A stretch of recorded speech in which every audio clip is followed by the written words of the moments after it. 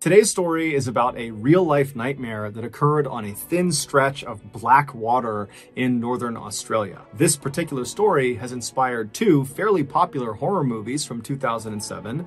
They are Blackwater and Rogue. But before we get into today's story, if you're a fan of the strange, dark, and mysterious delivered in story format, then you come to the right place because that's all we do, and we upload 1 or 2 times every week. So if that's of interest to you, the next time the like button asks for a snack, offer to get them one, and then proceed to heat up a cup o' noodles in the microwave for about 77 minutes, and then serve it to them in a flimsy paper cup. Also, please subscribe to our channel and turn on all notifications so you don't miss any of our weekly uploads. All right, let's get into today's story.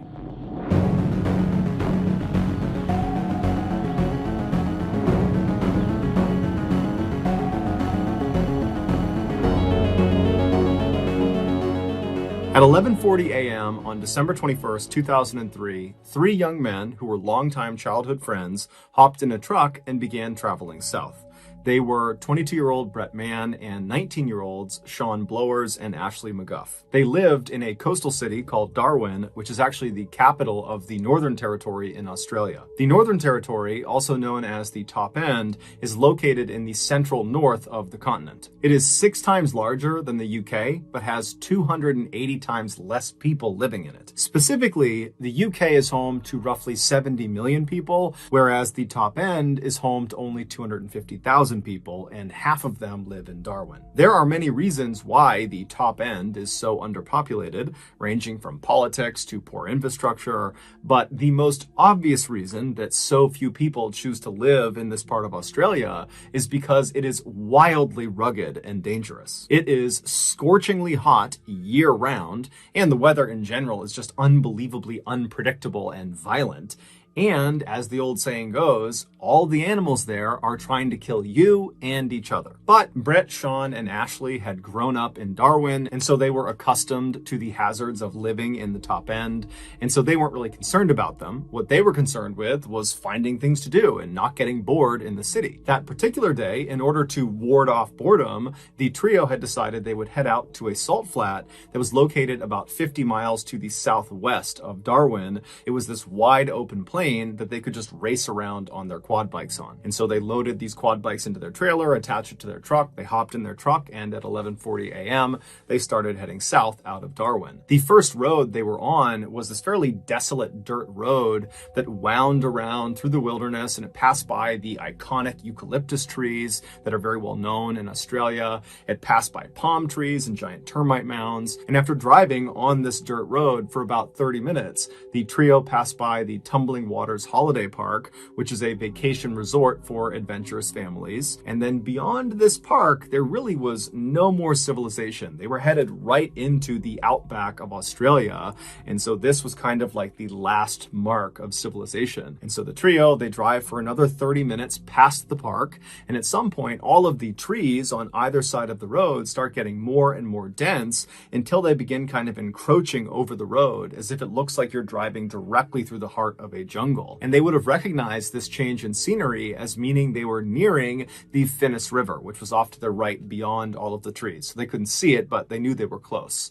And the Finnis River was not a huge waterway. It was a 30-mile stretch that ran east to west through the Top End. And what it was known for was being very brackish and dark. You could not see into this water more than maybe an inch or two. So it almost appeared black. And so the trio continued driving along through this kind of jungle atmosphere until the left side of the road began to thin out again, and then it eventually revealed the salt flats up to their left. And so at that point, the trio pulled off on the right side of the road where the vegetation was still very thick. And then the trio hopped out of the truck, they went around to their trailer, they dropped the gate, and one by one, they pulled their quad bikes off, and then each of them hopped on and drove out onto the flats. That day, the flats were actually very muddy because it had recently rained really heavy in that area. And so the trio spent just as much time racing each other on the flats as they did trying to drive close to each other and spray mud on each other. And so for hours, they were out there having a great time. And then at 4:30 p.m., they decided it was time to call it a day. And so they drove back over to the truck. They drove their quad bikes up onto the trailer. They locked it. And then they were about to get into the truck to head back home when one of them suggested, hey, let's head down to the water and rinse our clothes off and get all this mud off of us. Now, you need to understand, in the top end, the place you want to spend the least amount of time in is the water. People in the top end assume that in any natural water body that is not clearly designated as a swimming area has at least one animal lurking in it that will kill you. This is a literal precaution people in the top end take. And so this section of the Finnis River that these three friends were thinking about going and jumping into and washing off inside of, this was not a clearly designated swimming area, and so it should be avoided. But you need to remember, these three guys, they grew up in the top end. They were used to living in this kind of wild area, and they'd also come to the salt flats so many times over the years, and they had jumped into the Finnis River before to wash off and go swimming, and nothing had ever happened. And so really, the idea that the Finnis River could be dangerous to them, it didn't really cross their mind. They felt like, you know what, we've been there, done that. Nothing's going to happen to us.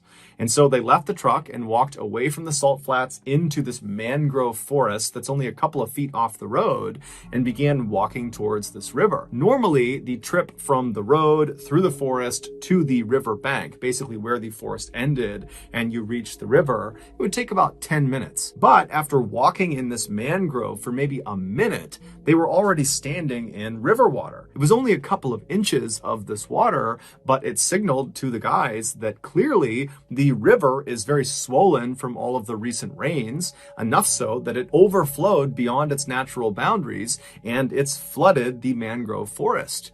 But the three guys, they look at each other and think, meh, what's the big deal? I'm sure we'll be fine. And so the guys continued moving on, but as the mangroves began to thin out, they began to slow down dramatically because the riverbanks on the edges of the Finnis River were very, very steep. If you were standing on dry land, if there was no flooding, and you were right on the edge of the Finnis River, if you took even 1 or 2 steps into the river, you would slip down under the water and the water would be over your head. Now, as these guys are walking, because the ground is flooded with this black, brackish water, they couldn't see the ground, and so they couldn't tell where the drop-off into the river was. And so they began to slow down, and then when all the trees were practically gone, they knew they were close, and then one of them actually slipped and kind of tumbled down the edge for a second, but he turned and he grabbed one of the roots of the mangrove tree and pulled himself back up. And then the other two, after seeing this, they walked over and stood next to him, and the trio just stood there looking out at this pitch black looking river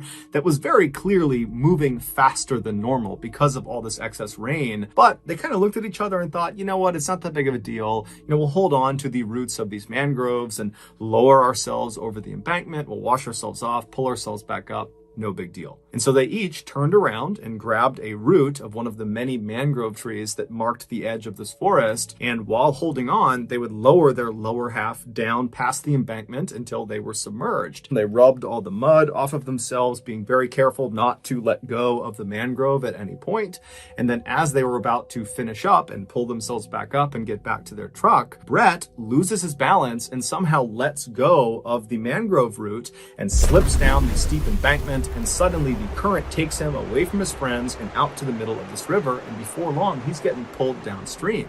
And so he yells out to Ashley and Sean, who had their backs turned to him. They turn around, they see their friend, and they instinctively leap into the river to try to go get him and help swim him back to the side. Now, all three of them were very competent swimmers, and so this was not a high panic situation. This was more like a inconvenience and maybe a little bit funny, and so that's why they leapt in no problem. They figured, you know, worst case scenario is we'll drift somewhere down there and we'll get out and we'll walk our way back to our car. But as soon as Sean and Ashley were free floating in this river, they felt how strong this current was, and it was way stronger than they were anticipating. And so they actually started to get a little bit worried, and they looked up ahead of them, and Brett, who had been in the water for, 10 or 15 seconds before they leapt in, he had already moved way farther downstream than them. And so they decided, you know what, we have to get out, but we need to get to Brett first. We all need to get out at the same place. And so they decide they're going to swim downstream, meet up with Brett, and then get the heck out of that river as fast as they possibly can. And so they yell out to Brett to, hey, we're coming to get you. And they start swimming as fast as they possibly can. And with the help of the current, they manage to get all the way up to Brett relatively quickly, maybe a couple of minutes. And when they reach him, Sean and Ashley go in front of Brett. And then the three of them, they stop actively swimming and they allow the current to just kind of carry them downstream. And as they're drifting, they begin scouting the left side of the river for a solid clump of mangrove trees they can swim into. Because unless there's something to grab onto on the edge of this river, they can't pull themselves out. And so at this point, the trio is definitely uncomfortable being in the water because of how strong that current is, but they're confident they're going to find a viable landing spot and they're going to get out of here and it will be a great story. And so Sean is in the front, Ashley is right behind him, and then Brett is behind Ashley. And they're all about an arm's length away from each other. And they're drifting down this river for a couple of minutes. They're looking on the left side for a viable landing spot. And then all of a sudden, Ashley just yells out, hey, I see something in the water. We need to get out. Find the nearest tree. Get out, get out, get out. And so Sean, he starts panicking. He doesn't even turn around to see what's going on behind him. Adrenaline kicks in and he swims as fast as he possibly can to a tree that's popped out of the river. It's literally growing in the middle of the river. And so he swims up to this tree. He manages to climb up to the first fork of the tree, which is maybe 6 or 8 feet above the water. And as soon as he's up there, he turns around and looks down and he sees Ashley. He reaches down and he hoists Ashley up to the first fork with him. And then the pair turn around again to grab Brett, but Brett's not there. And so they look around, they're thinking, okay, did Brett not make it to the tree? Did the current pull him around? Is he at some other tree? You know, they're yelling out for him, they're looking for him, but there's no Brett. And so they're talking to each other, Ashley and Sean. They're saying, hey, did he call out? Did you hear something? Did he give some indication about where he was going? And they're saying, no, I don't know where he is. And so they start climbing up the tree a little bit and trying to look down and up the river to see if maybe they can see him. And then all of a sudden, Sean notices something yellow flash beneath them in the water. And so he looks straight down and he sees this yellow thing down there. And so he nudges Ashley and he says, look. And so Ashley looks down, and as they're looking, they're about 10 feet off the water at this point. They see this yellow thing start rising up to the surface. Now, the water is so dark, they really can't tell what anything is unless it is at the surface. And so they're watching this yellow thing, and suddenly it comes out of the water, and they see it's Brett. He's got his yellow jacket on. That's what they saw. And Brett is in the mouth of a 13-foot-long saltwater crocodile. He is face down, and his left side is being held in this animal's mouth, and he's not moving. And so Sean and Ashley are so scared, they're just frozen. They're just staring at this monster that's in the water, that's holding their friend underwater, and they can't do anything about it. And for 2 minutes, they just stand there looking at this animal, wondering what's going to happen. And for those entire 2 minutes, the crocodile stared right back up at Ashley and Sean as if it was showing them what it was going to do to them once they got in the water. That I've done this to your friend, I'm getting you to as well. And so they're staring at this animal when suddenly it just kind of goes underneath the water, back down into the black abyss, and it, along with Brett, just disappear. Ashley and Sean are so terrified that they can't even grieve for their friend. They can't feel sad for him. It's like they just go into survival mode. And without saying anything to each other, they just start climbing up this tree as fast and as far as they possibly can. And they only manage to get up maybe a couple more feet to 2 more branches. One's at about 10 or 12 feet off the water, and the other is at about 15 feet off the water. And so Sean makes it onto the lower branch, and then Ashley makes it onto the slightly higher branch. And then once they're situated on their branch and one arm is firmly wrapped around the trunk of the tree, they're able to kind of breathe for a second and take stock of their situation. And even though, of course, the elephant in the room here is that their friend was just eaten by a crocodile, but it's like they can't process that yet. Instead, they start talking about, okay, well, our families, they're going to recognize our absence and they're going to tell the police, and the police are going to launch a search and they're going to come find us. Both of them were confident, or they acted confident, that that was going to happen, but they also knew that there was no timeline for this. It could be hours or days until this actually happened. And so as these two teens are sitting on their branches, the reality of their situation really started to come crashing down on them. Because yeah, they're safe in this tree, But how long can they possibly stay in this tree for? I mean, eventually they're going to need to fall asleep. And if they fall asleep, are they going to fall out of the tree and land in the water with this crocodile? I mean, they just didn't know how this was going to turn out. And so as the two began comforting each other, reassuring each other that, oh no, it's going to be just fine. Someone's going to find us tonight or tomorrow. We'll be just fine. As they're doing that, Ashley suddenly stops talking to Sean and just looks straight down. And so Sean realizes what Ashley's doing, and he matches his gaze, and he looks straight down, and at the base of their tree in that black water is the 13-foot-long saltwater crocodile. It's back, and it no longer has Brett in its mouth. They have no idea where Brett is. He's just gone. Saltwater crocodiles are considered the most aggressive and dangerous crocodiles in the world. And they are one of only 2 crocodile species that will actively hunt humans when given a chance. And so these 2 teens are helpless in this tree. All they have is some separation from the black water and this animal down below. And so they just find themselves staring straight down at this crocodile. And in turn, this crocodile just stares right back up at them. It's very clearly waiting for them. It wants them to come out of the tree so it can eat them. And so the crocodile just continuously repositions itself all around the tree. It's just keeping the top of its head out of the water so its eyes can look up at them. And so the teens are just praying that at some point it will grow tired of them and will leave. And after several hours, right as the sun is about to set, this crocodile does seem to give up on them, and it drifts under the water and disappears.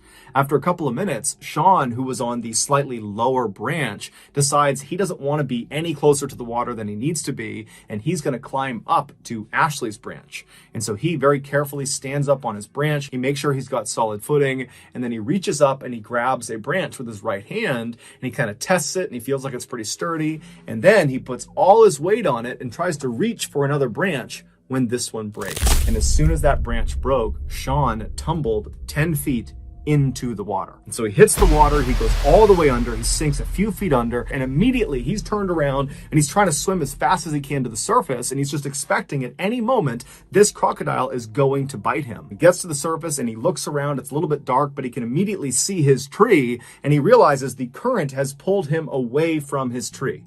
And so in a panic, he starts swimming and kicking his legs as hard as he possibly can to get back to this tree. And he knows the whole time he's kicking his legs, he's just attracting the attention of this crocodile, but he's got nothing else he can do. He's got no other tree he can reasonably get to that will provide safety from this animal. And so with every ounce of energy he's got, he kicks and swims, and finally he manages to grab a root of this tree that his friend is still inside of, and he begins pulling himself with his lower half still submerged in the water. And so as he's dragging himself towards the trunk of this tree, he's just waiting for this crocodile to bite down on his legs. And finally he gets to the trunk of the tree, and he's able to pull his body out of the water, and he clambers up to that original branch he was on. And then he and Ashley work to get him up to Ashley's branch. And as soon as he sits down next to Ashley and he's secure, they both look down, and just a little ways away from the tree, basically in the area where Sean had just landed in the water, they see, with the little light that is left, this crocodile swimming right back over to the tree, and it camps out right underneath.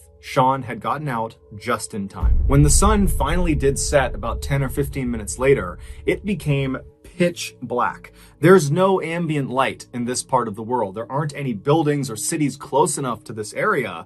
And so it is truly pitch black. And so they could no longer see the crocodile down below.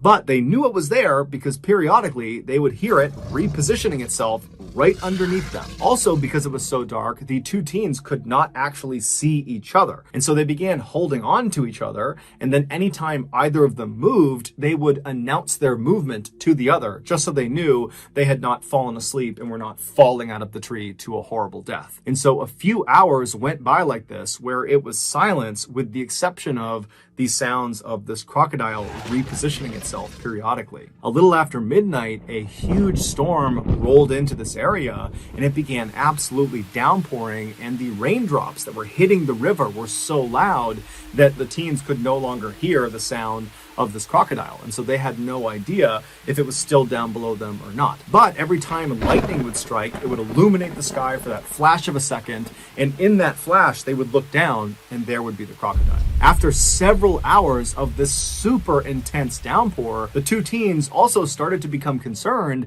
that all this additional rain could raise the water level of the river all the way up high enough that this crocodile might be able to jump out and reach their legs. But because it was so dark, they couldn't actually see the top of the water. And so they had no way of knowing if the water levels were actually rising or not. And so they both kind of sucked their legs up onto this branch and tried to make themselves as small as they could while still remaining anchored to each other and also to the branch. And that's how they sat for the next several hours, just hoping they would survive the night. Finally, when the sun came up that following morning, the teens immediately noticed that the crocodile was still right below them, just lurking at the base of the tree waiting for them. And they also noticed the water level of the river had clearly come up quite a bit. And so if they weren't rescued soon, there was a good chance that another heavy rainstorm, that crocodile would be in range of them and there was nowhere they could go. They were as high up as they could get. Not to mention the fact they were hypothermic, they were weak, they were tired, and if you fall asleep, you're going to fall in the water. And so the two teens, they knew they did not have much time left. Luckily, at 10 a.m. that morning, they heard the sound of a police officer who was out in the mangrove forest. It turned out their families had recognized their absence. They had called the police, and that morning a search had been launched. They had found their truck and then had been walking down the river yelling out to them, and then they finally did find them. Initially, when they located these two teens stuck in the tree, they called in a helicopter to hover over them and lower down a ladder that could climb back up.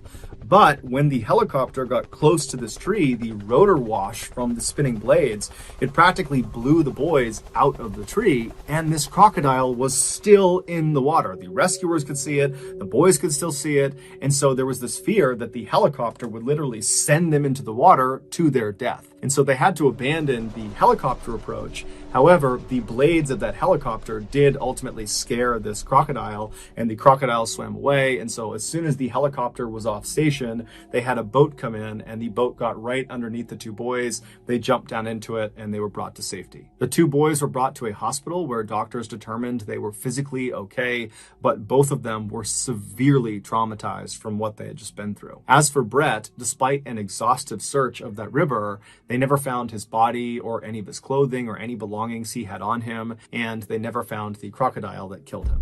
So that's going to do it, guys. If you found the secret in today's episode, let us know in the comments section what it is and where you found it, so give us the timestamp. And if you're the first to do that, we'll pin you at the top of the comment section. If you got something out of today's episode and you haven't done this already, the next time the like button asks for a snack, offer to give them one, and proceed to heat up a cup o' noodles in the microwave for about 77 minutes, and then serve it to them in a flimsy paper cup. Also, please subscribe to our channel and turn on all notifications so you don't miss any of our weekly 1 or 2 video uploads. We are now selling merchandise like flannels and hats and sweatshirts and all sorts of stuff. If you're interested, go to shopmrballen.com. If you want to learn about upcoming deals and promotions for our shop, go to our shop's Instagram page. The username is shopmrballen. If you want to get in touch with me, you can direct message me on Instagram or on Twitter. My username is the same for both platforms. It's just MrBallen. I also have a ton of content over on TikTok where my username is also MrBallen. We have a second YouTube channel just called MrBallen Shorts where we post random short videos and lost episodes. We also have a Facebook page just called MrBallen where we post condensed versions of the longer episodes you see on YouTube. If you have a story suggestion, please submit it to our subreddit just called MrBallen. It's linked in the description below. So whether I see you on Instagram, Twitter, TikTok, Reddit, YouTube, Facebook, or some combination, just know that I really appreciate your support. And until next time, that's going to do it. See ya. Today's story is about a chance encounter between two men in Canada. Now, at first, these two men hit it off and became fast friends. But as time wore on, it became very clear that both men were keeping secrets from the other. And eventually, those secrets were exposed. But before we get into that story, if you're a fan of the strange, dark, and mysterious delivered in story format, then you've come to the right place because that's all we do, and we upload once a week. So if that's of interest to you, please reprogram the like button's TV remote so that every time they try to change the volume, it just turns off the TV. Also, please subscribe to our channel and turn on all notifications so you don't miss any of our weekly uploads. Okay, let's get into today's story.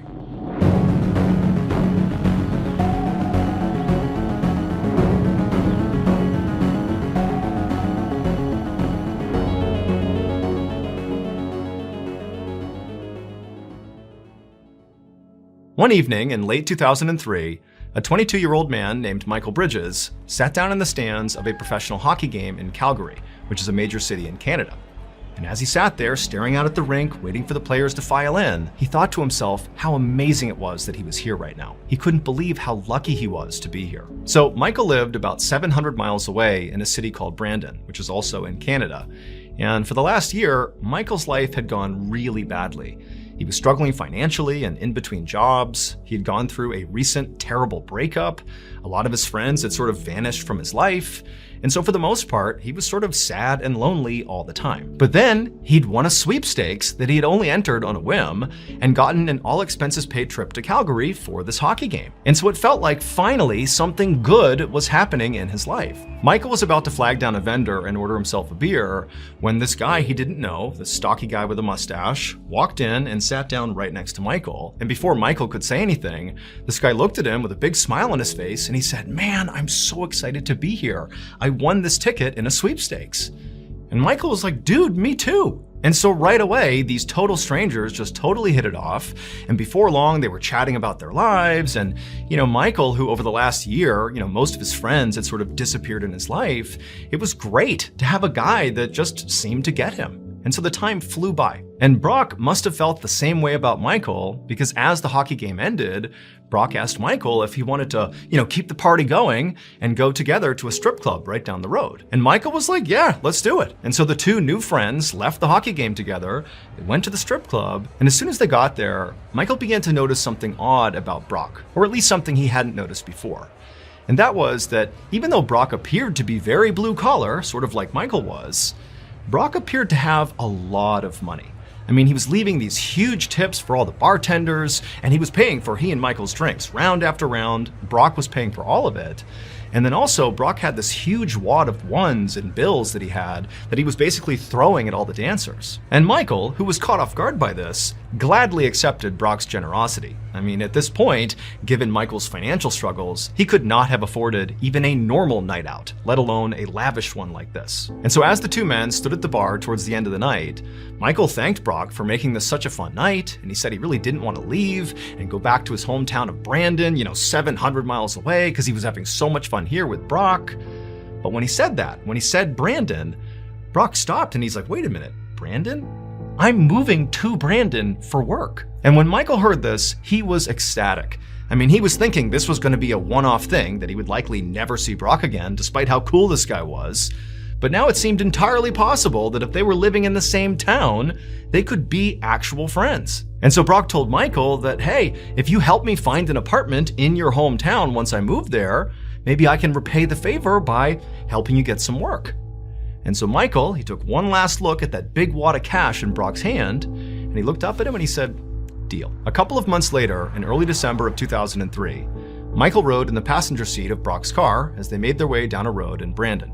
The two had just had lunch together, and Brock was driving Michael home when suddenly Brock's phone rang. And when Brock answered it, Michael could tell right away, just from the tone of Brock's voice, that he was speaking to his boss. So ever since that hockey game, Michael and Brock had become friends. Brock had moved to Brandon, and Michael had helped him find an apartment, and in exchange, Brock had made good on his promise and had helped Michael find some work. In fact, he had gotten him a few odd jobs with the company that he, Brock, worked for. However, these jobs were not what Michael expected them to be, based on, his first impression of Brock. In reality, he felt like these jobs were kind of shady. Brock had asked Michael to start delivering these packages all over town, but he warned Michael to never look inside of any of these packages. Now, at first, obviously, Michael had been very unsure about taking Brock up on these jobs. I mean, it was pretty clear that whatever Brock was doing was, questionable or maybe even illegal. Like, what's going on with these packages? But, Michael thought back to that huge wad of cash that Brock had at the strip club in Calgary, and it just seemed like he was throwing money around, and Michael wanted money like that too. And so he thought, what's the harm? And so ultimately, Michael agreed to deliver one of these packages, and when nothing bad happened, he began delivering more. Now, Michael still had no idea what he was actually delivering. He had heeded the warning and was not looking inside these packages. Instead, he had sort of accepted the shadowy, mysterious stuff that Brock was doing was just sort of part of being friends with Brock and working for Brock. And so he had just gone along with it. And also, Michael genuinely needed the money. He really couldn't afford to just stop working. So as the two men continued down this road in Brandon, Michael just continued to sit quietly in the passenger seat while he listened to Brock speak to his boss. And at some point in this conversation, Brock looked very resigned and just said, "Okay, I'll take care of it right now." Then Brock abruptly hung up, and without saying anything to Michael, he just pulled a U-turn and began speeding in the opposite direction. And then a couple of minutes later, Brock pulled into this parking lot of the seedy hotel, and then before Michael could ask, like, "What are we doing here?" Brock turned to him and said, "You stay here." And then Brock got out of the car and he marched over to the door of this motel and began to knock. And Michael, he's in the car watching this, having no idea what's going on, and he sees the motel room door that Brock knocked on. It suddenly opened, and there was this woman who was inside the motel. And from Michael's perspective, it seemed like she was very startled to see Brock. And then she began trying to shut the door on Brock. But Brock, he reached out and he began pushing on the door to keep it open, and the two of them began yelling at each other. And Michael, he can't hear what they're yelling about, but clearly, they're having some sort of heated argument here. And at this point, Michael began looking around, hopeful that nobody was witnessing this. I mean, they could get in some serious trouble here. And then Michael turned his attention back to Brock and this woman, and he watched as Brock raised his fist and punched this woman square in the face. And she instantly crumpled to the ground, and Michael, he has no idea what to do here. And so he just sat there as Brock climbed on top of this woman who's laying on the ground, and he began repeatedly punching her over and over again until Michael could see blood all over her face. And then Brock, who seemed totally unfazed, slammed the motel room door and calmly walked back to the car, hopped in the driver's seat, and drove off without saying anything to Michael. And Michael just sat quietly for this ride. He really had no idea what to even say. Now, he already knew that Brock must be involved in some sort of criminal enterprise, and in virtue of Michael delivering those packages for him, he was also involved in whatever this organization did. But up until this point, up until seeing this beating take place, Michael had sort of assumed that whatever Brock was involved in couldn't be that big of a deal. I mean, certainly they weren't hurting people. But now, Michael realized he had been terribly wrong. Finally, Brock pulled up in front of Michael's house, and for the first time he spoke. He turned to Michael and he said, "Don't tell anyone what you saw." And Michael just nodded his head and said, "Yeah, I won't." And then Michael got out of the car and he rushed inside his house.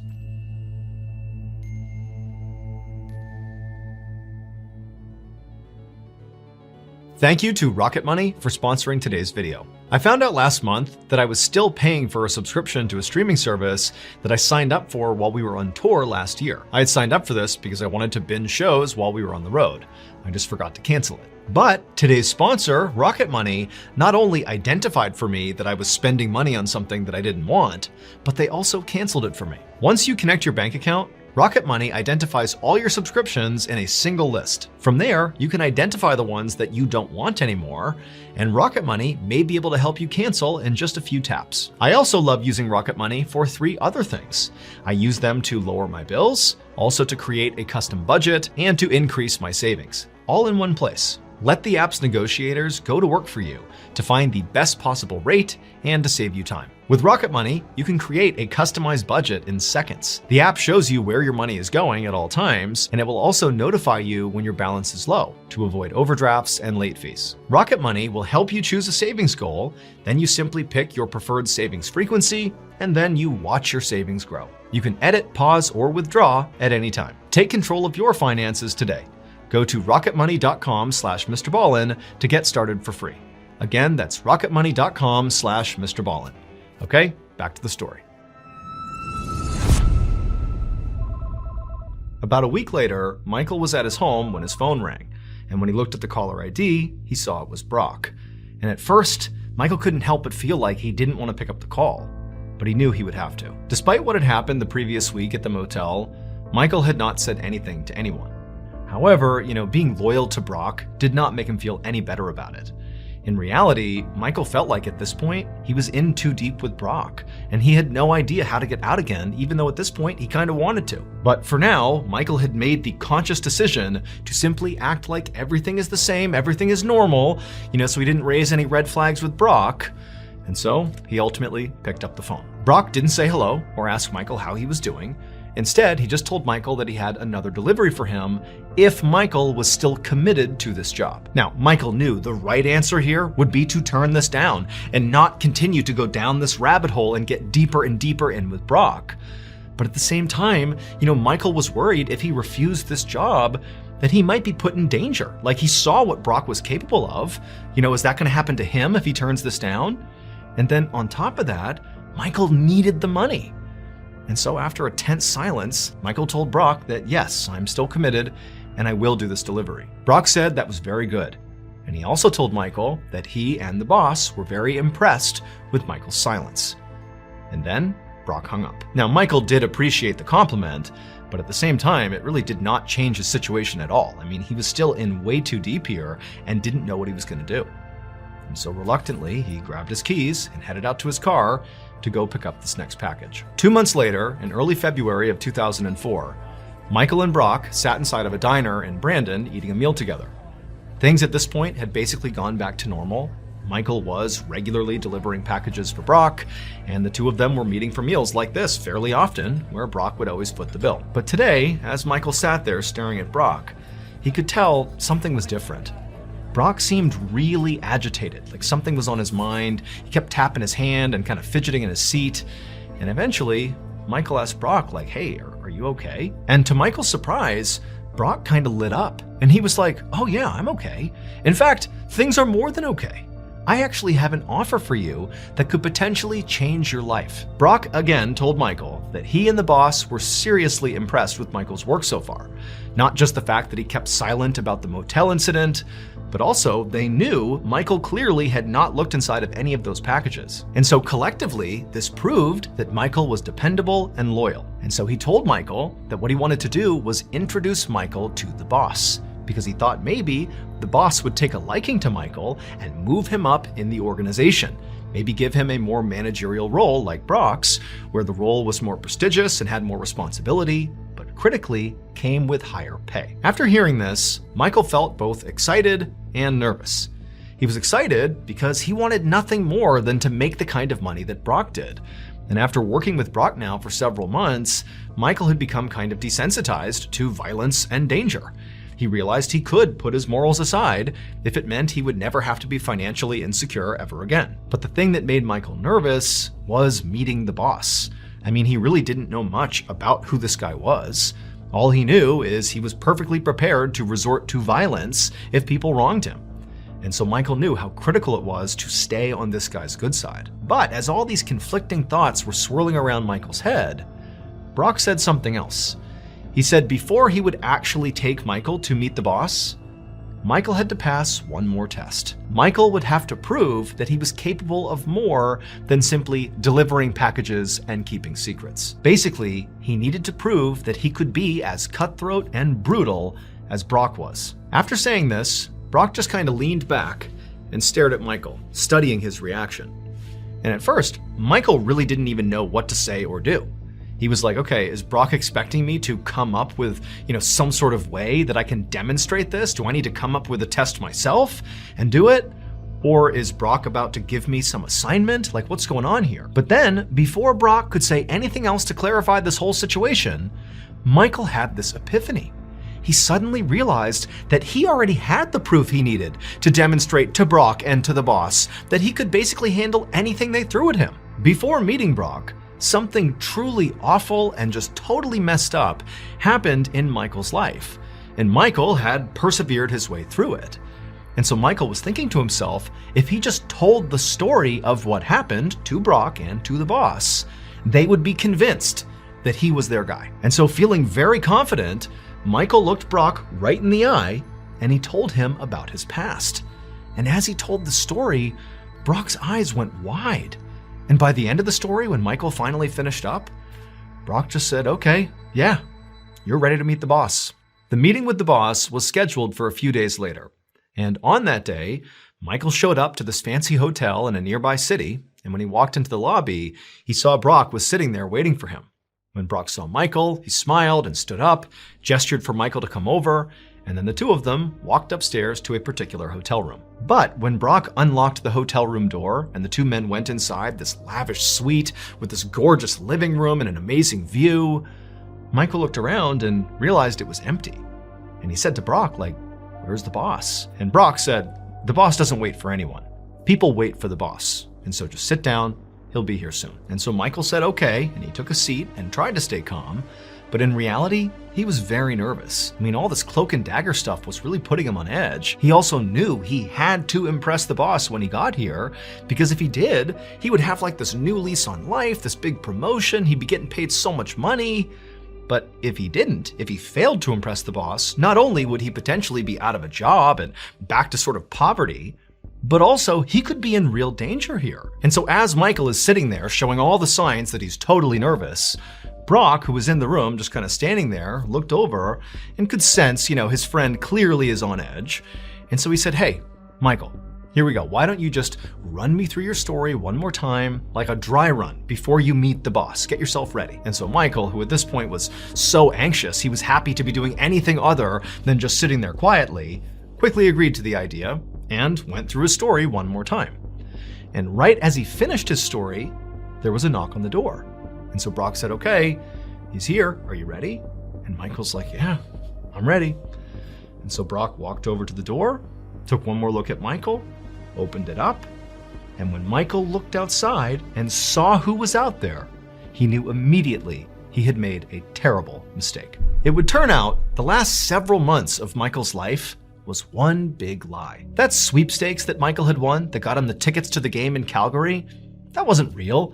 Somebody had set that up just so Michael could meet Brock. Those packages that Michael was delivering for Brock, they were not sensitive. It was just packages that contained flour, like cooking flour.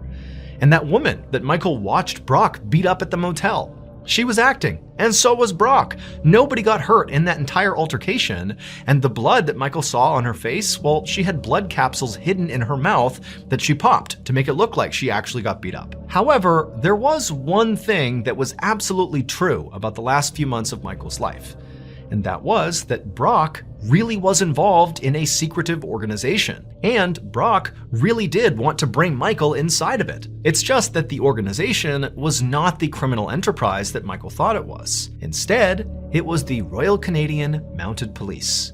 And Brock was an undercover officer running an elaborate sting designed entirely to get Michael to confess to his crimes, which he did while secret cameras inside of that hotel room recorded every single word he said. Michael's crime was murder.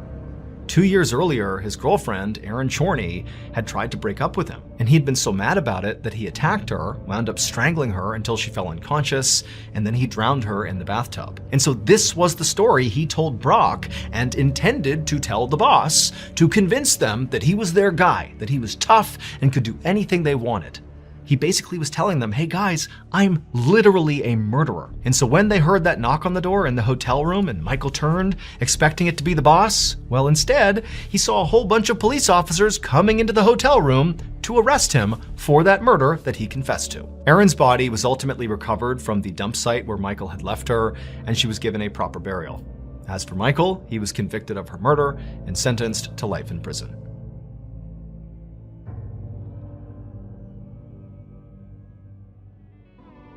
Thank you so much for watching. Let me know what you thought of today's episode in the comments. And remember, we have hundreds of videos for you to binge right now. But if you're looking for a recommendation from me of that one video that's worth your time, well, it's this one right here. So give it a watch. All right, until next time, see ya. Today, I'm going to tell you two stories that both have very unexpected killers. But before we get into those stories, if you're a fan of the strange, dark, and mysterious delivered in story format, then you've come to the right place because that's all we do, and we upload once a week. So if that's of interest to you, please gift the like button a brand new signed copy of MrBallen's brand new graphic novel, Where Nightmares Live. But make sure you first rip out one page from each story. Also, please subscribe to our channel and turn on all notifications so you don't miss any of our weekly uploads. Okay, let's get into today's stories.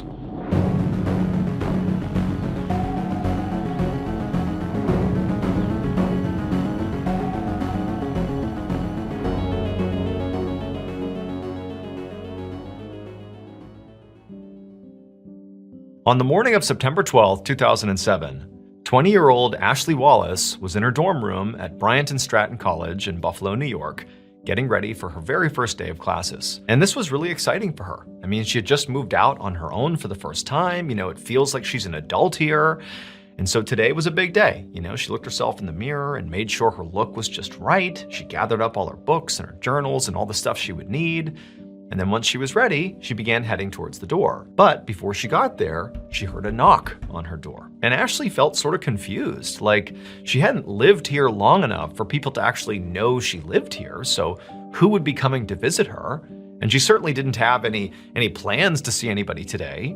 And so she's thinking, like, I have no idea who could be at my door right now. So she walks to the door, she opens it up, and she is truly shocked now to see who's standing there. But her shock quickly turns into fear. So there were two police officers standing in the hallway looking right at Ashley, and the looks on their faces were very serious. Now, Ashley, the reason she felt so scared when she saw these police officers was not because she had, done something wrong. It was because in her life, before she got to college, she had experienced some pretty severe trauma. So her father had passed away when she was 13, a sudden heart attack, and it had been very traumatic for her. It sort of threw the family for a loop.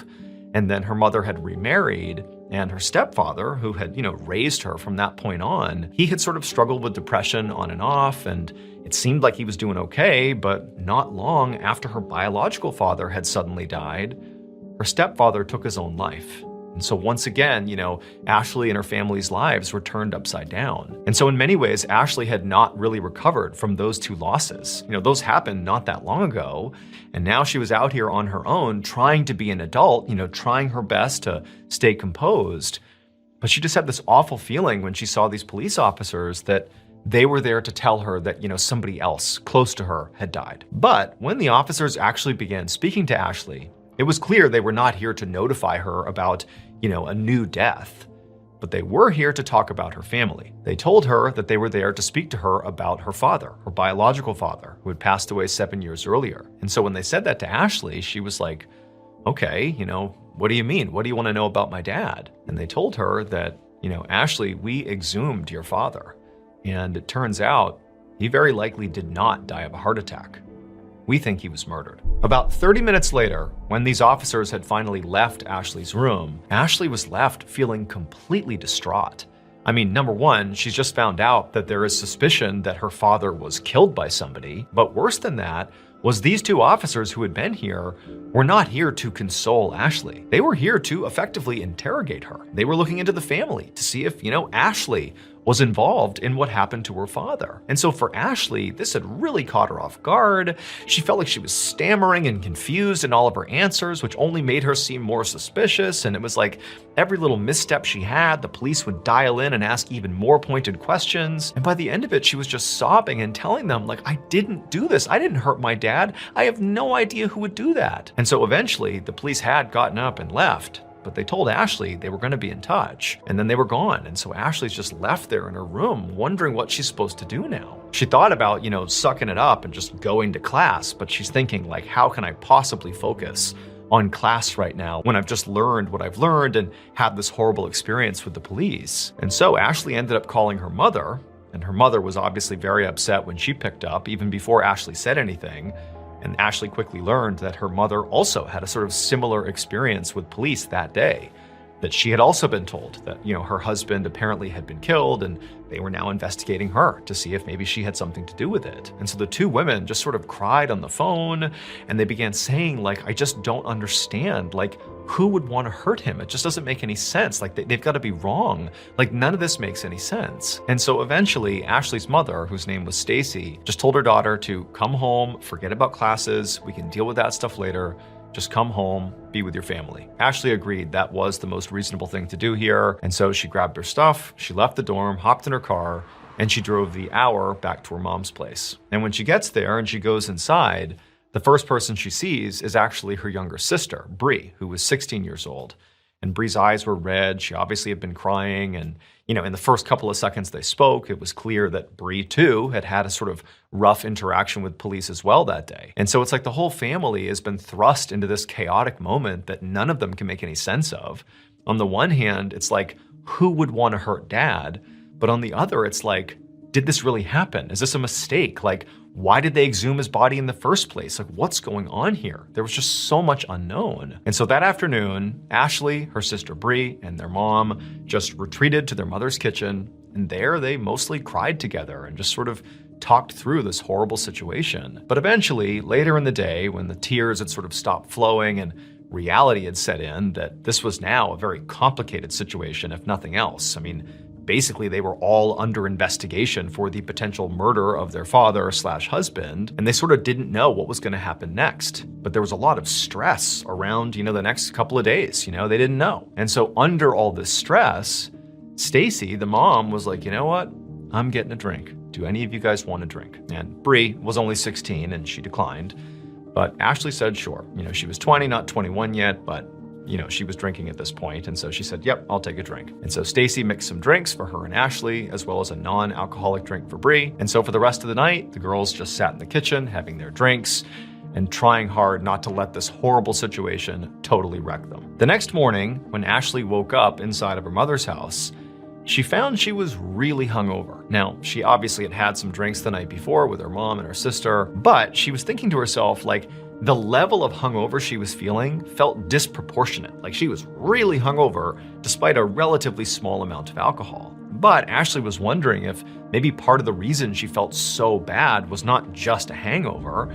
Maybe it was like this emotional fallout from this horrible thing that happened the day before. And so Ashley, she's laying in bed feeling so bad, and she's just convincing herself that I just need to get up, I need to go to my classes, I need to sort of treat the day like a normal day and sort of get my life back together and be ready to potentially deal with police or, whatever else is going to happen here. And so Ashley sort of wills herself out of bed. She's got a blinding headache. She feels horrible, but nonetheless, she takes a shower, she gets herself together, and before long, she's saying bye to her mom and sister, and she's driving back to the campus. And when she gets there, she still feels terrible, but, she goes to her classes, and she does her best to focus, which really turned out to be a gargantuan task, but she did it. And then finally, at the end of the day, during her last class, Ashley began to sort of break out of this fog, this hangover fog that she was in, and she began sort of feeling normal again.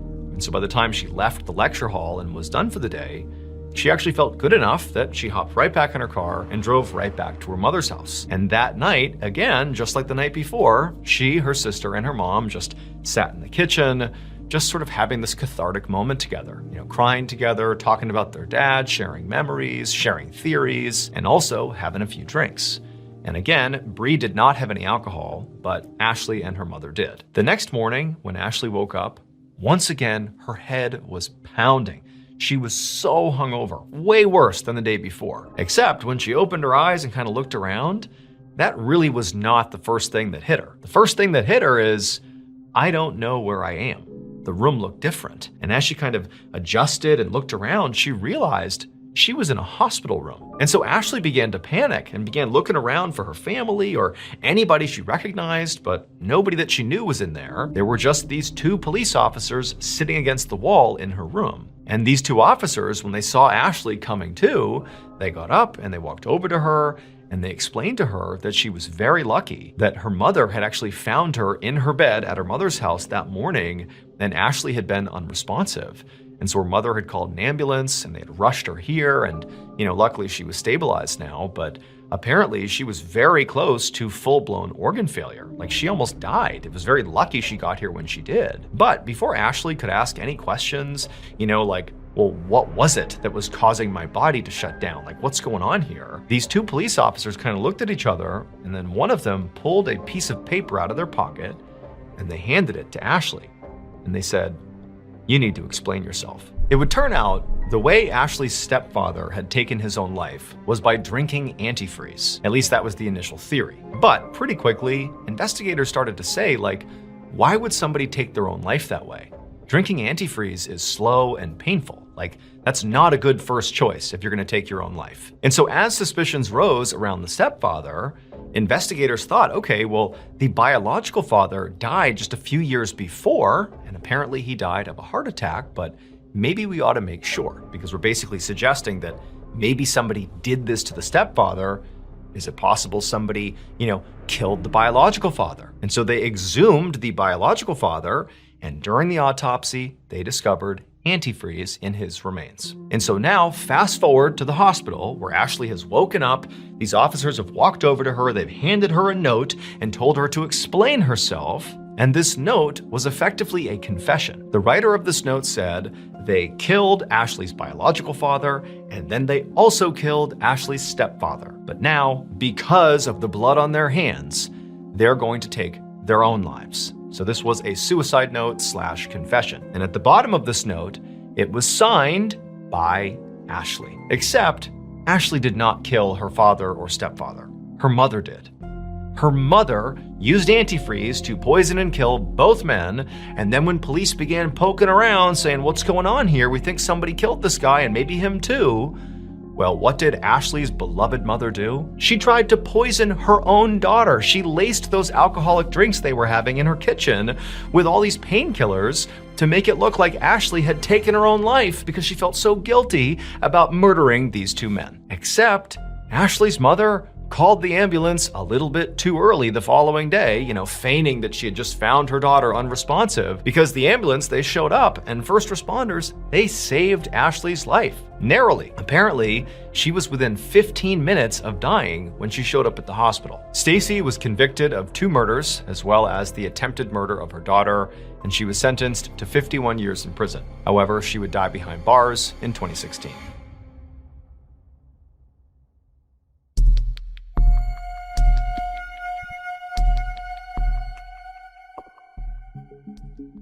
Around lunchtime on March 31st, 2010, a man in his mid-50s named John Schmeier was sitting at a table with a bunch of his friends inside of a Hooters restaurant in the small city of York, Pennsylvania. So John was a retired eye doctor. He'd had a very successful career, made a bunch of money, and his friends that were at this table with him were also, pretty successful guys, sort of like mid to upper tier professionals with very successful careers too. But what they were doing today had nothing to do with career. This was pure pleasure. This group of guys, this specific group of friends who were very, very close, they would meet up, a couple times a month at this particular Hooters. They would sit at the same table, they would order the same things. They loved it. It was sort of like their little clubhouse. And in fact, they had even come up with a name for, this group of friends. They called themselves the Orange Shorts Society. And so the reason they did that is because Hooters has a sort of vibe to it that if you've been there, you know exactly what I'm talking about. If you haven't been there, basically the waitresses dress in very scantily clad clothing, and they all wear these sort of iconic white tank tops and orange shorts. And so basically these men were sort of joking that they were the Orange Short Society because of the shorts these women would all wear. And so that afternoon, John and the rest of the members of the Orange Short Society all sat around chatting and, BSing with each other, just being guys. And at some point, John brought up a subject that the rest of the society was accustomed to him bringing up, and that was his ex-wife, Monica. So all of his friends knew that John had been married to Monica for 20 years, but then they got divorced in 2003, so 7 years earlier.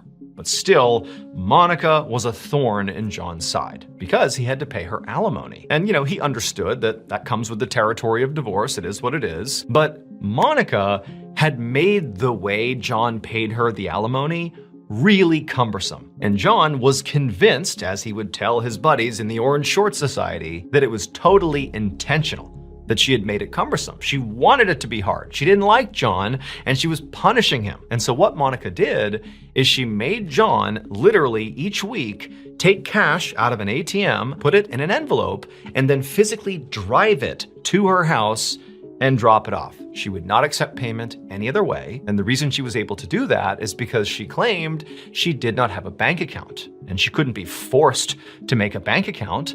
And so either John made these cumbersome payments in cash, or he risked not making the payment at all, and then she could come after him legally. And so he was sort of trapped, making this trek once a week to hand over cash to his ex-wife, who he really couldn't stand. Now, their divorce was not super contentious.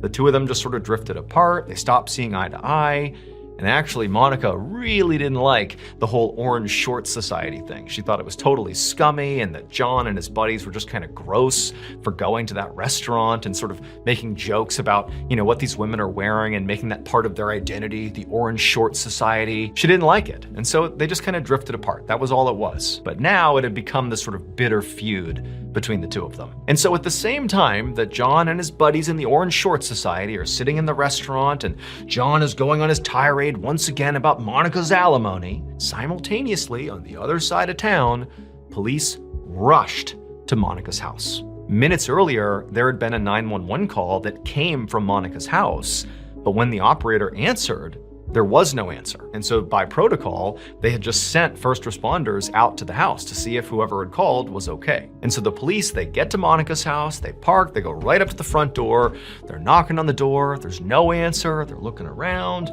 there's no sign of forced entry, no sign of anything really going on here, it's just a quiet day in the neighborhood. But they go to the door again, they knock a few more times, and when there's no answer, they try the doorknob, and it's unlocked. So they open the door up, and right away, they look in, and there's Monica.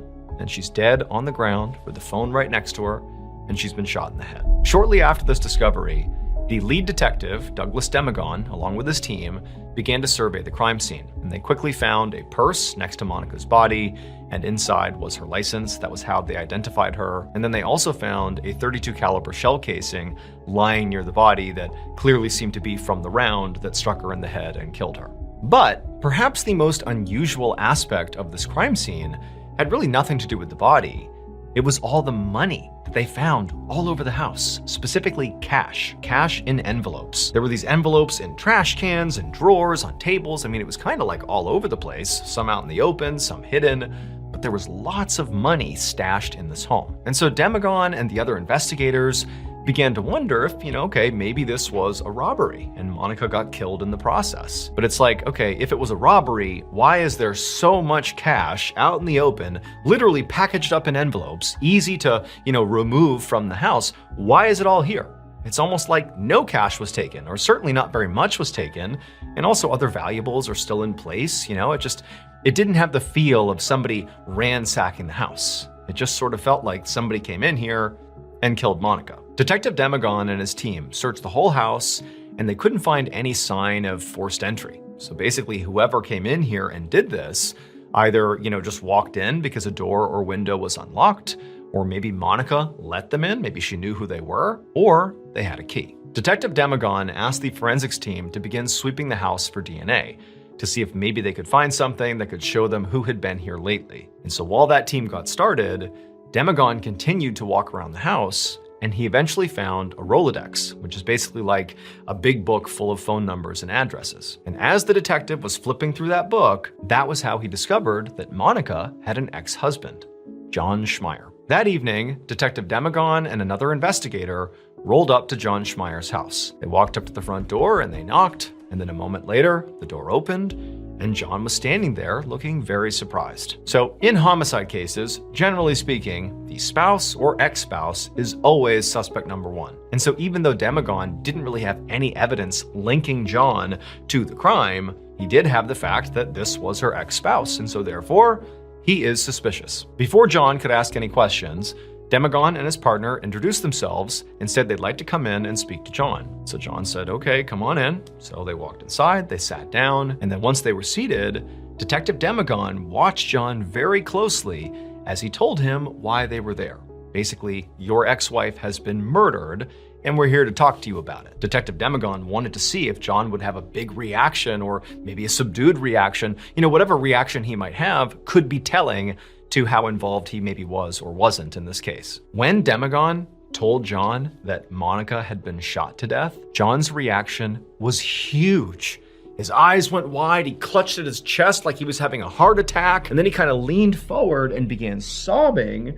But when he came back up again, The detective noticed there were no tears in John's eyes. It was just this sort of huge reaction, but Demagon couldn't really tell if it was genuine or not. He also didn't have a baseline for John. He didn't know if this was normal, but this seemed really dramatic, almost like he might be acting. So instead of trying to console John, Demagon just asked point blank, "Where were you earlier this afternoon at the time of the shooting?" And when he asked this, John, who still was sort of rocking back and forth and grabbing his chest and acting very upset, he suddenly stopped, put his hands by his side, and just said, "Oh, I was at Hooters with my friends." A few days later, Detective Demagon went to the Hooters, where John and his friends would always meet up, and he asked the manager to see the security footage from the previous Wednesday, the day of the shooting. So by this point, Demagon had actually already interviewed all of the friends who had been at the Hooters with John, the so-called Orange Shorts Society, and he had asked them all about John. Like, had he really been there? What was he doing? What was he saying? And they all said John absolutely was there the whole time. Like, there's no way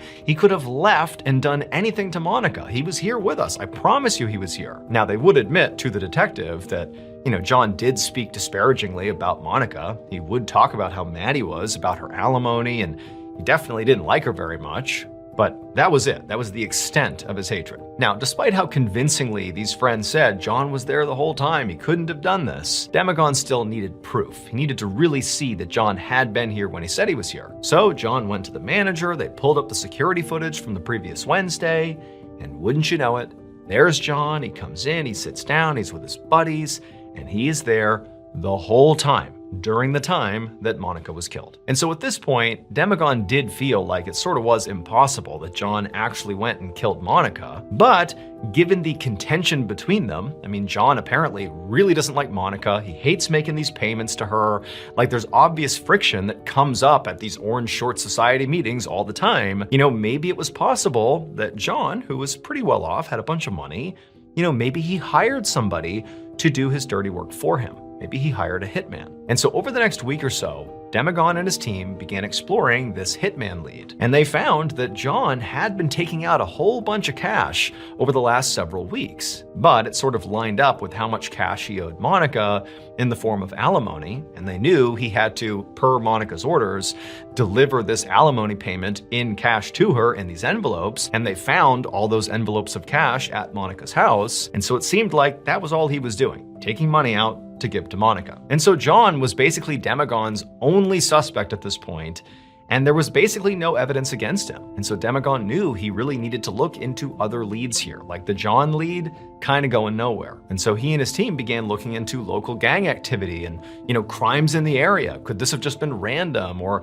something completely unrelated? But after 3 months of looking for any connection anywhere in the area, there wasn't one. And the case kind of came to a stall. And so at this point, Demagon decided that the only thing he could do realistically was just kind of start over, go back to square one, and basically re-examine all the evidence all over again. And that included going back and looking at the security footage from the Hooters on that Wednesday when the Orange Short Society was there. And so Demagon, he sat down, he starts watching this tape over and over and over again. It's like the 1,000th time he's looked at this grainy footage, and suddenly something stands out to him. Something he missed all the other times he looked. And as he replayed the footage over and over again, he realized he now knew almost certainly what happened to Monica. It would turn out the footage of the Orange Short Society meeting did hold the secret to Monica's murder. John Schmeier did not kill his ex-wife, nor did he hire a hitman to do it. He really had nothing to do with her death. The only thing he did do is, at these Orange Short Society meetups, he would talk openly about how he didn't really like Monica.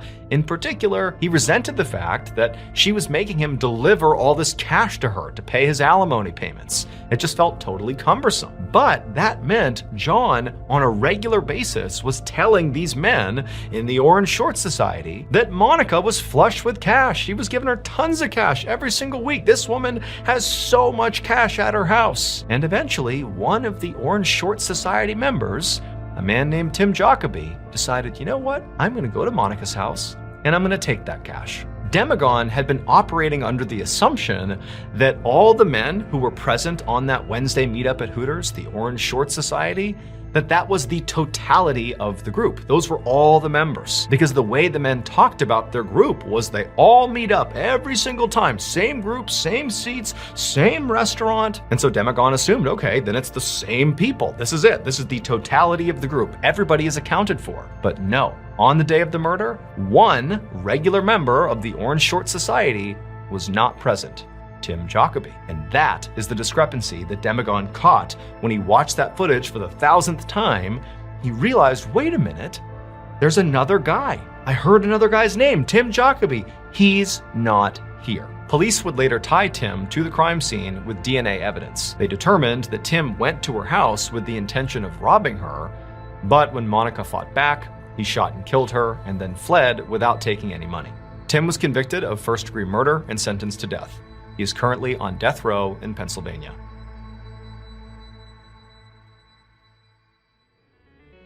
Thank you so much for watching. Let me know what you thought of today's episode in the comments. And remember, we have hundreds of videos for you to binge right now. But if you're looking for a recommendation from me of that one video that's worth your time, well, it's this one right here. So give it a watch. All right, until next time, see ya. Today, I'm going to tell you a story that at first feels like a sort of typical survival story, but it kind of takes a turn and becomes something else, something spooky. But before we get into that story, if you're a fan of the strange, dark, and mysterious delivered in story format, then you come to the right place because that's all we do, and we upload once a week. So if that's of interest to you, please offer to mow the like button's grass, but do it in a totally disorganized fashion, leaving huge chunks of uncut grass. Also, please subscribe to our channel and turn on all notifications so you don't miss any of our weekly uploads. Okay, let's get into today's story.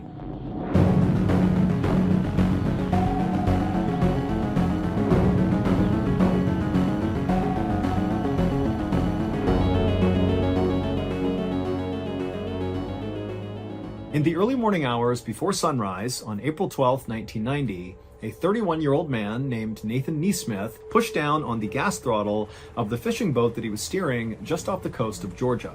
And as he did this, he expected the boat to naturally kind of kick into a higher gear and go faster. But as he pushed that throttle down, nothing really happened, and the boat just kind of sputtered along, going about half the speed that he expected it to go. Confused, Nathan stepped away and began making his way out towards the deck, where his younger brother, Billy Joe, who was actually the captain of this fishing boat, was out there taking a nap. And Nathan figured, if there was any issue with the boat, Billy Joe was the guy to talk to. He would know how to fix it. Now, for context, the two brothers were on the first day of a 7-day fishing trip that actually Nathan was not supposed to be a part of. The crew was originally going to be Billy Joe, the captain, and the one who actually rented the boat, along with Billy Joe's nephew, and also 2 other commercial fishermen. But at the last second, those 2 other commercial fishermen had bowed out, and Nathan and a friend had volunteered to go to round out the crew. Now, Nathan and Billy Joe, they came from a fishing family, but it was really only Billy Joe who had pursued the family business. Now, Nathan was perfectly handy out on the water and did know how to fish and knew his way around a fishing boat, but compared to Billy Joe, there was a massive gap in experience. Billy Joe was the fisherman, and Nathan really was not. But Nathan and Billy Joe were very close, and so as soon as Nathan heard Billy Joe was in trouble and needed some more fishermen, Nathan didn't hesitate to say he would do it. Because really, for their entire lives, that was sort of their dynamic.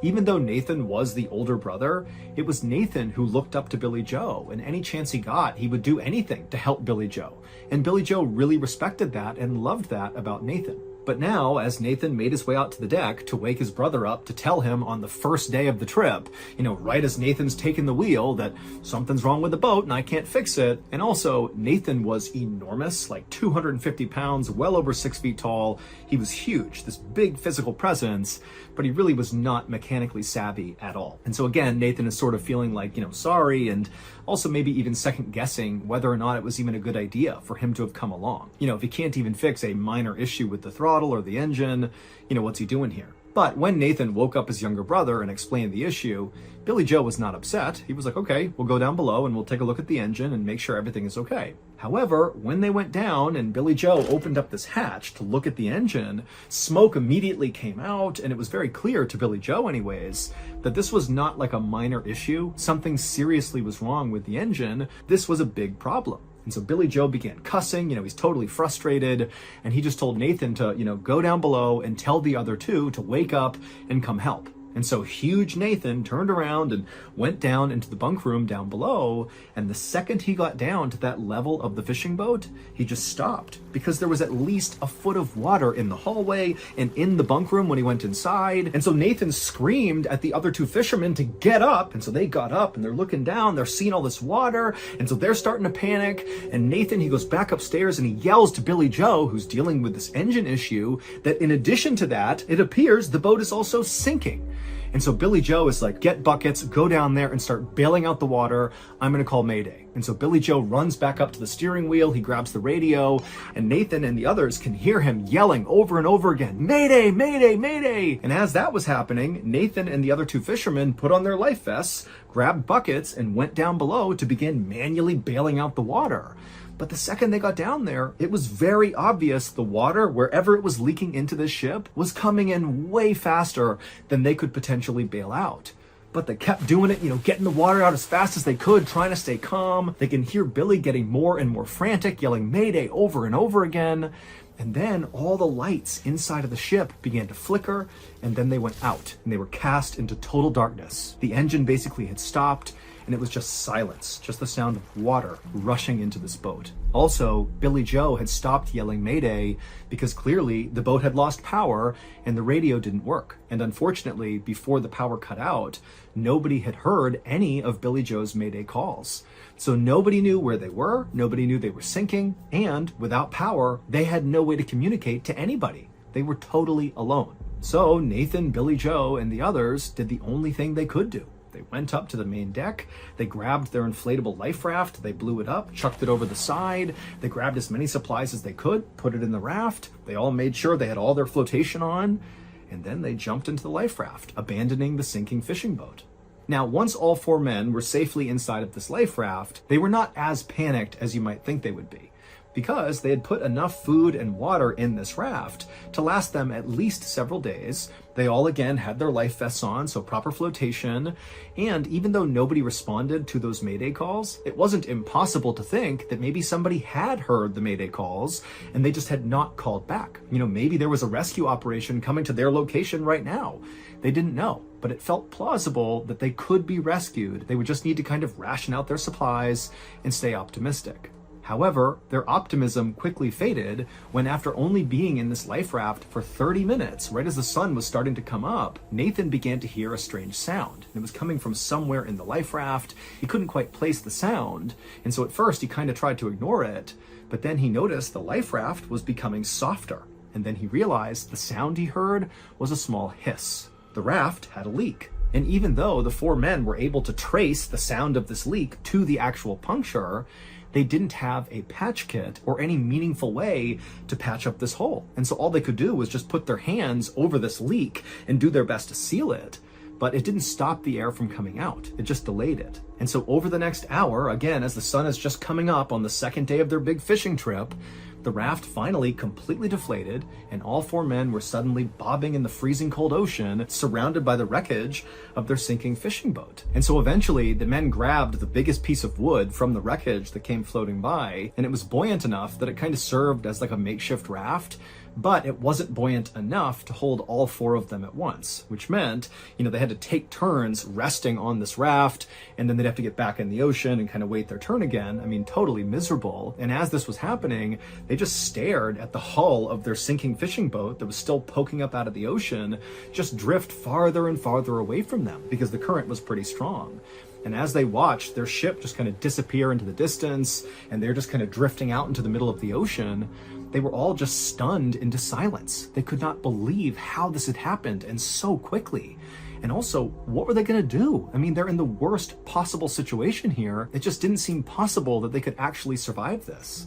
Now, for reference, even though the men had salvaged a lot of their food and water from the sinking life raft, and they had their flotation devices on, that didn't protect them from hypothermia. It wouldn't matter if it was super warm outside. What mattered is the ocean was really cold. And because they couldn't stay on that raft, they had to keep cycling through, going back in the ocean over and over again. It was just a matter of time before they would get hypothermia. And sometimes hypothermia can kick in just a couple of hours. I mean, we're not talking days here. This is going to be quick. And all these guys knew that. And so as these men were forced to have these really morbid discussions around who's going to stay in the water and who's going to stay on the raft, Nathan made a drastic decision. Nathan, being by far the biggest physically out of the 4 men, he knew that if he wasn't there right now, the other 3 could easily fit on their makeshift raft and stay out of the water, delaying hypothermia, thereby increasing the odds that they got rescued. And so Nathan did what he always did, and he turned to his younger brother, who he looked up to so much, who he just wanted to help all the time. And Nathan told him, I'm going to swim to the wreckage. I'm going to swim back to the hull of our sinking ship, and I'm going to fashion my own makeshift raft. That way you guys can have this one, and I'll have my own, and we can all get out of here in one piece. Now, keep in mind, it was fairly obvious that the hull of the sinking ship, which was barely visible near the horizon, was at least 3 miles away, just from their own rough calculations. So this is a monster swim to get to that. And so immediately, Billy Joe and the other 3 were like, no, that is a suicide mission. You cannot do that. Do not swim to the hull. You're not going to make it. Now, just to give some additional context here, if you're not familiar with just how challenging swimming in the open ocean is, I'm going to give you my limited experience. So when I was in the military, we had to do one 5.5 mile open ocean swim. And then also we did a whole bunch of 2 mile ocean swims. And even though we were allowed to use amazing wetsuits and fins, we had a swim partner with us. We had the land nearby to use as a reference to make sure we're going the right direction. We had food, we had water, we were in great shape. Even with all of that, open ocean swims are miserable. You get all the salt in your mouth and your nose, you start cramping and chafing. I mean, it takes hours and hours and hours to swim some of these distances, and you're constantly fighting against the waves. I mean, it is an absolute chore swimming in the open ocean, again, even with all the right stuff in place. And you gotta remember, Nathan is this big guy, he's got this big bulky life vest on that's gonna make it hard to swim. He doesn't have fins, he doesn't have a wetsuit, and he's got no landmarks around him, to make sure he's going in a straight line. Typically when you're swimming in the ocean, you're constantly looking at the land or some other landmark to make sure you're going in the right direction. He wouldn't have had that. And also it's this unknown distance he's covering, and there could be predators in the water. I mean, there's so many barriers here that basically there was like a 0% chance this swim would be successful. But Nathan totally understood what he was really doing here. He didn't really know if he was actually going to make it to that boat. Frankly, that was not really the point. What he was really doing was choosing to sacrifice himself to potentially save his brother and the other 2. And so even though they were telling him, do not go, do not swim in that direction, you're not going to make it, Nathan just turned to his brother Billy Joe and said, I love you. And then he turned and began swimming. And by some miracle, 11 hours later, right as the sun was setting, Nathan was still alive and still swimming, and he did reach the sinking boat that still had its hull poking out of the water. Now, when Nathan got to the sinking ship, he was almost dead from dehydration, from hypothermia. I mean, he's miserable, but he's made it to his destination completely against all odds, and he climbed up onto this hull, and he found a spot on the hull of the ship that supported his weight, and he managed to tie himself using some rope or maybe his life vest to the hull, so he was anchored in place. And then he didn't get to sleep because the whole time he's thinking, this thing could sink under the water at any point and it will drag me with it because I'm tied to it, or he could just drift off of it if his rigging kind of came undone, if he was asleep. And so all night, beyond exhausted, he's just holding on to this hull, not really sure what's going to happen, but here he is, just waiting it out. And then finally, when the sun came up that next morning, as Nathan looked around him, he's in the middle of the ocean, he sees in the direction he had come from this pillar of smoke coming up over the horizon. And so Nathan, he rubs his eyes, he can't believe it. He's thinking, there's no way, there's already a ship out here. We're in the middle of nowhere. But sure enough, slowly but surely, this massive freighter ship came into view that was very far away. It's not near Nathan, but he can see it clear as day. And where this ship was basically circling was roughly where he believed his brother and the other two fishermen were still floating.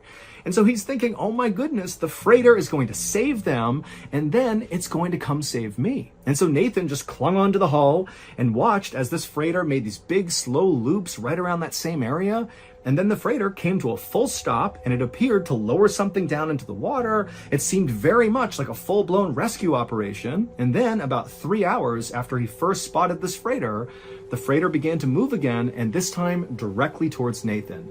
Nathan was so relieved he could practically cry. But instead what he did is he thought, they're going to be here in a minute. I'm finally just going to close my eyes and go to sleep. And so he put his head down on the hull, looked one more time at the freighter, and then closed his eyes. Now, Nathan would be rescued, but it would not be by that huge freighter ship. Nathan eventually had opened his eyes after closing them for a second, and he saw this freighter that had been coming straight for him at some point had kind of deviated and gone in the wrong direction and then vanished over the horizon, never to be seen again. And it would take 3 more days before a separate ship happened to find Nathan. They scooped him up and they rescued him. But even though Nathan had been really crushed when that freighter had gone the wrong way, he held on to this idea that, that freighter had clearly rescued his brother and the other two fishermen. And certainly, even if they couldn't find him, they would go back and they would tell the authorities that Nathan is out there. He swam back to the hull of the ship. We got to go find him. And so certainly a rescue effort would be on the way. And it was true. A rescue boat had come out and found Nathan. So everything seemed to be tracking. And when Nathan woke up inside of his hospital room back on land, his friends and family were all by his bedside, and he's looking around. He can't believe he survived. And the first thing he asks is, how's my brother? How are the other two fishermen? And why didn't that freighter pick me up too? And at this, all the people in the room just kind of looked at Nathan with a very confused look on their face. And eventually they asked him a question that made Nathan burst out in tears. They said, what freighter? It would turn out Billy Joe and the other two fishermen were still missing at this point, and nobody had heard a thing about some big freighter in the area. As far as anybody knew, at least in Nathan's family, that freighter ship did not exist. The search for Billy Joe and the remaining 2 crew members went on for weeks and weeks, and while the active search out on the ocean was going on, the Coast Guard and police were searching through every record they could possibly find of basically any ship that was even roughly in the area where Nathan and the others had been. But despite looking everywhere, there was basically no sign that any ship of any kind had been there beyond the rescue operation that eventually scooped up Nathan. And so again, it seemed very likely that that freighter ship didn't exist. And, it was possible that Nathan, in his very deteriorated state, had maybe hallucinated it. Although Nathan was adamant, he definitely saw that ship. It did not feel like, a multi-hour long hallucination. It felt like he was watching a ship. He was sure of it. But again, there was just no proof, and so nobody knew what to think of that. And then eventually, even though there was this huge search going on, there was just no sign of Billy Joe or the others, and so eventually the search was called off, and unfortunately, the presumption was Billy Joe and the other 2 were now dead. 5 months later, on the afternoon of October 5th, 1990, the phone rang inside of Nathan's sister's home. Now, by this point, the victims' families had all tried to sort of restart their lives following this tragedy, but deep down, none of them could truly accept that Billy Joe and the other 2 fishermen were just gone. They just couldn't do it. It was too soon. It felt like, any moment they were going to get news that, they had been rescued by some freighter ship or something. And so anytime a phone rang in any of these families' homes, it's like they would rush to the phone with the sense of hope that this time it's going to be different. Their loved ones are going to be okay, only to obviously be crushed when that was not the case. But on this day, on October 5th, that phone call that came through in Nathan's sister's home, that one was different. When Nathan's mother picked up this phone call in Nathan's sister's home, she answered it and said hello, and right away she thought, oh, this has to be a wrong number, because the person who was calling was speaking in rapid Spanish, and she didn't understand what they were saying. But as she was about to hang up, the caller, intermittently throughout their rapid Spanish, began saying something in English that Nathan's mother could understand, and it totally shocked her. The caller kept saying Nathan's sister's name over and over again, followed by Nathan's sister's phone number, like on repeat, the name, the phone number in English over and over and over again. And Nathan's mom is so caught off guard by this that she just listened, not even sure what to do. And then before she could ask any follow-up questions, the caller cut the line and the phone call was over. And then a few minutes later, another phone rang in a home that was not far away from Nathan's sister's home. And this other home belonged to the boat owner who Billy Joe had rented the fishing boat from that unfortunately sank and caused this whole tragedy. And so this boat owner, he picks up the phone, he answers it, and just like the call that had come through in Nathan's sister's house, this call was the same. It was somebody calling, speaking rapid Spanish, and the boat owner was about to hang up when he heard something that he understood because it was in English. And what he heard was his own name followed by his phone number over and over and over again. Basically the same type of call that Nathan's mom had just heard. And then before the boat owner could ask any questions, the line went dead. Now, one phone call like this, you could chalk up to maybe a prank or a wrong number or just a really weird coincidence. But to have those two calls happen within minutes of each other and basically take on the exact same form, but different names and different phone numbers, it just seemed way too coincidental to not be somehow connected to the missing fisherman. Because the link between these two households where these calls came in was the doomed fishing trip. And these calls did not stop. Every few weeks after this first time these calls came through, the phone would ring in Nathan's sister's house or in the boat owner's house, and it would be the same thing all over again. Rapid Spanish followed by either Nathan's sister's name and then her phone number, or the boat owner's name and his phone number. Just like that for weeks and weeks and weeks. And so as soon as this started happening, Nathan's family and the boat owner, they figured out they were both getting these weird calls, and they contacted authorities, which kind of restarted the search for Billy Joe and the missing fisherman, because now it seemed very plausible that maybe Nathan really had seen a freighter, and that freighter really had picked up Billy Joe and the others, and maybe they had been taken to another country, a Spanish-speaking country, and maybe people were trying to get in touch with the families now to get them back home. Or, of course, there could be a negative side to this, that maybe they were captured by some rogue vessel and were being held by these people who were calling. I mean, there's any number of theories, but it made authorities wonder, hey, what's going on here? And so authorities got in touch with Mexican authorities and other Spanish-speaking country authorities and tried to figure out if there was any chance that there was, a vessel out there around the time that Billy Joe and the others were missing that in theory could have maybe illegally been in that area or something. But despite this kind of exhaustive effort to kind of look again to see if maybe there was a freighter in that area, there was just no evidence that there was. It made no sense, but the authorities said, look, we have no idea what these calls are about. We still do not think that freighter or any ship that even resembled a freighter was out there. We still believe that Billy Joe and the others are dead. But as for the victims' families, they just didn't buy that. They really believed that these strange phone calls were somehow connected to Billy Joe and the missing fisherman. Specifically, these calls must signal that Billy Joe and the others were still alive. They just had no evidence to support that. That is, until March 6th, 1991, so almost a year after the doomed fishing vessel sank and Billy Joe and the others went missing. On that day, the phone rang inside of Nathan's sister's home, and she answered it, and it was the voice who spoke in rapid Spanish, but this time they spoke in perfect English, and all they said was, "I'm bringing him home." And then the line went dead. And Nathan's sister screamed and she yelled for her husband to call police. They contacted the authorities. And again, it kind of brought back to life the search for Billy Joe and the missing fisherman. And then after this call, there was a near constant presence of authorities on the Georgia coastline, basically looking out to the water, waiting, hoping for Billy Joe and the others to return. But unfortunately, they never did.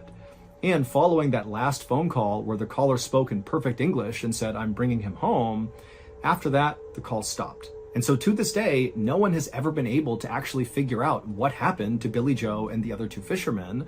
They are presumed dead at this point, but there's this one nagging question that surrounds the whole story, and that is, what did Nathan see? Was that actually a freighter picking up Billy Joe and the others? And if so, what did they do with them? Or was Nathan just hallucinating? It's entirely possible, but Nathan has always said he knows what he saw, and that was not a hallucination. As for the families of the victims, they still firmly believe that their loved ones are still out there, and someday they will come back home, and the families just hope they're alive long enough to be there for the reunion.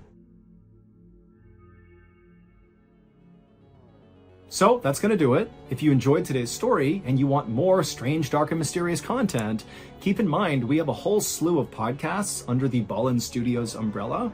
All you have to do is go to any podcast platform that you like, search for Ballen Studios, and you can find MrBallen Podcast, you can find MrBallen's Medical Mysteries, Run Fool, Bedtime Stories. All of these are available right now. I mean, you got hundreds of hours of strange, dark, and mysterious content to go binge. So again, look up Ballen Studios on any podcast platform, and boom, you're in. Thank you so much for the support. Until next time, see ya. Wait, don't go anywhere. If you're looking for more strange, dark, and mysterious videos, click here.